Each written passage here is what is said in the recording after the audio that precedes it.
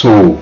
Isso não vai me abalar os ataques dele, mas ele vem para me abalar, para me acusar. E é assim, ele trabalha para me acusar. Em ocasiões ele nos faz tropeçar para depois nos acusar. Ele vai tentar de todas as formas fazer que nós caiamos, que nós pecamos, que nós erramos, para nos acusar. Que Deus não nos ama, que nós estamos distantes de Deus, que nós não somos filhos de Deus. Veja que a Bíblia diz que um dia o diabo, o inimigo, vai ser silenciado, o tempo dele vai acabar nesse mundo. Está em Apocalipse, já está tudo determinado. Mas nós estamos no mundo, ele foi lançado para esse mundo. Então nós temos que aprender a lidar com ele. Nós dizemos uma nova vida agora. Veja que Apocalipse 12:10 diz assim: então ouvi uma forte voz dos céus que dizia: agora veio a salvação, poder e o reino do nosso Deus e a autoridade do seu Cristo, e foi lançado fora o acusador dos nossos irmãos, que nos acusava de dia e de noite. Veja, meus irmãos, ele é o grande acusador. Ele veio para derrotar, para matar, para roubar, para destruir, para nos levar para a velha vida. Então ele vem para acusar. Ele é o grande dragão, a antiga serpente. No contexto que se você for ler, você vai ver que ele é o diabo, que ele é Satanás. Ele está aqui neste mundo para nos derrubar. Veja que certa vez Jesus, conversando ali com os fariseus, discutindo com alguns fariseus que resistiam a ele, Jesus se referiu a Satanás como o pai da mentira. Uma passagem de João 8,44, Jesus diz assim: vocês pertencem ao pai de vocês, o diabo, e querem realizar o desejo dele. Ele foi homicida desde o princípio e não se apegou à verdade, pois nele não há verdade. Quando mente, fala a sua própria língua, pois é mentiroso e pai da mentira. Meus amados, então ele vai vir com força contra nós, pode ter certeza. As coisas que vão acontecer na tua vida, ele vem para te derrubar, mas nós sabemos a maneira que ele age.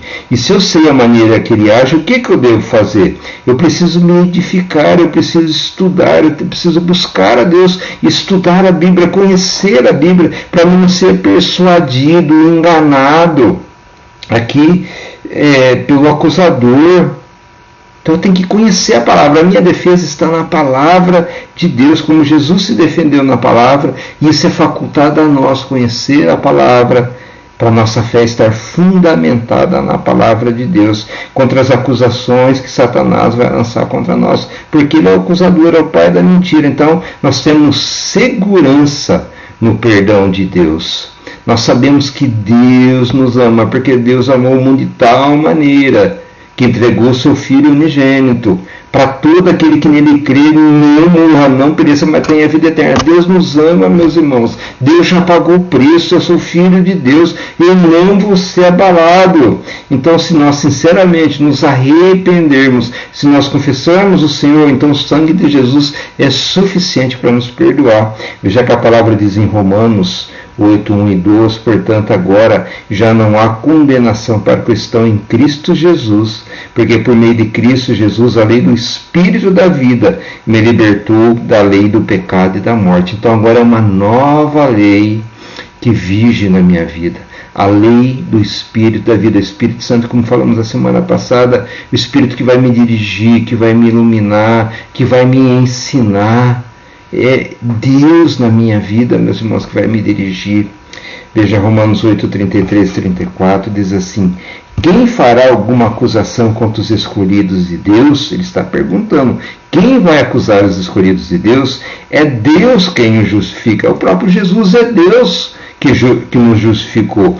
Quem os condenará? Foi Cristo Jesus quem morreu e mais que ressuscitou, está à direita de Deus e também intercede por nós. Jesus, meus irmãos, foi glorificado. Ele terminou a obra dele de salvação e subiu ao céu, ressuscitou, está à destra do Pai e hoje ele intercede por nós. A nossa força está em Jesus. É Ele que nos ajuda, é Ele que nos intercede, é Ele que fala ao coração do Pai, que Ele conhece as nossas dores, as nossas fraquezas, porque Ele já passou por tudo isso. Eu só preciso ter o quê? Sinceridade, humildade diante de Deus. Pecar, posso pecar, errar, posso errar, mas eu saber que Deus me ama, que Deus já pagou o preço. Então eu só preciso confessar. A palavra de Deus diz assim, de 1 João 1,9: se confessarmos os nossos pecados, Ele é fiel e justo para nos perdoar todos os pecados e nos purificar de toda injustiça. Se eu estiver na palavra, meus irmãos, na sinceridade, na fidelidade, andando nos caminhos do Senhor, mesmo que eu escorregue, mas eu posso ter certeza que Deus me ama, que se eu me humilhar, se eu confessar, se eu buscar arrependimento, perdão, Deus vai me dar, porque é a palavra dele que me garante. Então o que eu preciso fazer? Eu preciso fechar as portas do meu coração para o pecado. Veja, o inimigo, ele vai fazer tudo, o diabo vai fazer tudo para nós desobedecermos a Deus. Esse é a grande estratégia do inimigo, nós desobedecermos a Deus. Sabe, o desejo dele para quê? Para que pecando ele roube a nossa fé. E pelo pecado ele tira a nossa autoridade diante de Deus, a fim de nos dominar novamente. Mas nós estamos na palavra, meus irmãos. Se nós fugirmos do pecado, Deus vai nos ajudar, vai nos abençoar. Sim, porque a Bíblia diz que outrora nós éramos escravos do pecado. Veja, no passado nós estávamos mortos, nossos delitos e pecados, e nós vivíamos sobre o domínio de Satanás. Por mais que as pessoas não enxerguem, todas as pessoas que estão no mundo vivendo de maneira pecaminosa, maldosa, com maus procedimentos, na prostituição, na impureza, na malícia, na avareza, na idolatria, essas pessoas são dominadas por uma força espiritual, e isso é o inimigo que está regendo a vida delas. Quando eu tenho discernimento e eu nasço novamente, então eu posso viver uma nova vida. É isso que a palavra diz, Efésios 2, 1 e 2. Vocês estavam mortos em suas transgressões e pecados, nos quais costumavam viver, quando seguiam a presente ordem, ou seja, o presente curso desse mundo, do príncipe da potestade do ar do Espírito, que agora atua nos que vivem na desobediência.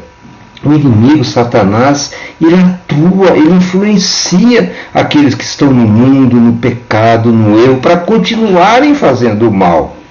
Então é uma luta, meus irmãos, a luta da luz contra as trevas, a luta de Deus contra o inimigo. Se Deus estiver em nós, se eu alimentar as coisas de Deus em mim, eu vou vencer essa luta.